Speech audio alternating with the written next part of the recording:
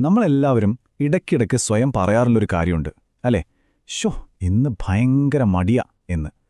പക്ഷേ ഒരു നിമിഷം ഒന്ന് ആലോചിച്ചു നോക്കൂ, ആ തോന്നലിന് പിന്നിൽ ശരിക്കും മടിയല്ല, മറ്റെന്തെങ്കിലും ഒരു കാരണമാണെങ്കിലോ?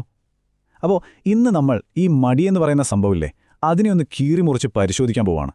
സത്യസന്ധമായിട്ട് ഈ ചോദ്യത്തിനൊന്ന് ഉത്തരം പറയൂ. നിങ്ങളൊരു മടിയനാണെന്ന് സ്വയം വിശ്വസിക്കുന്നുണ്ടോ? ഒരുപാട് കാര്യങ്ങൾ ചെയ്യണമെന്നൊക്കെ ആഗ്രഹമുണ്ട്, പക്ഷെ എവിടെ തുടങ്ങണം, എങ്ങനെ തുടങ്ങണം എന്നൊന്നും അറിയാതെ അവസാനം ഞാനൊരു മടിയനാണ് എന്ന് സ്വയം ഒരു ലേബൽ ഒട്ടിച്ചു കൊടുത്തിട്ടുണ്ടോ? ശരിക്കും പറഞ്ഞാൽ നമ്മുടെ ഏറ്റവും വലിയ ക്രിട്ടിക്സ് നമ്മൾ തന്നെയാണല്ലേ?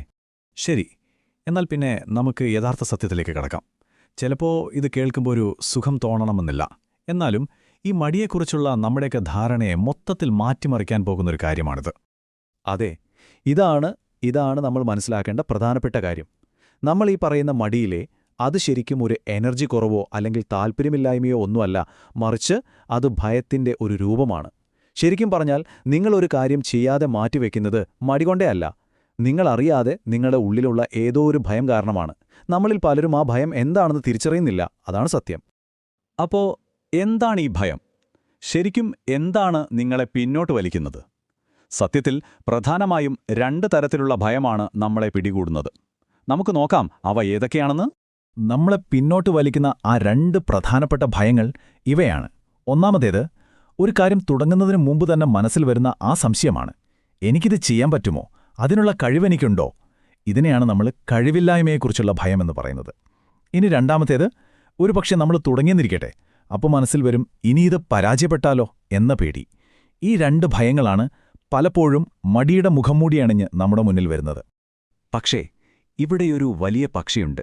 ഈ ഭയങ്ങളൊക്കെ ഉണ്ടെന്ന് തിരിച്ചറിഞ്ഞതുകൊണ്ട് മാത്രം കാര്യമില്ലല്ലോ, ഇനി എന്ത് ചെയ്യണം എന്നതിലാണ് കാര്യം. നിങ്ങൾ എപ്പോഴും ഓർമ്മയിൽ വെക്കേണ്ട ഒരു അടിസ്ഥാന സത്യമുണ്ട്. നിങ്ങളുടെ മുന്നിൽ എപ്പോഴും ഒരു ചോയ്സ് ഉണ്ട്. ഈ ഭയത്തിനു മുന്നിൽ നിങ്ങൾ എങ്ങനെയാണ് പ്രതികരിക്കുന്നത് എന്നതിലാണ് എല്ലാം ഇരിക്കുന്നത്. ഇവിടെ കാര്യങ്ങൾ വളരെ സിമ്പിളാണ് അല്ലേ? നോക്കൂ, ധൈര്യമുള്ളവർക്ക് ഭയമില്ലാഞ്ഞിട്ടല്ല, അവരാ ഭയത്തെ നേരിട്ടങ്ങ് പ്രവർത്തിക്കും.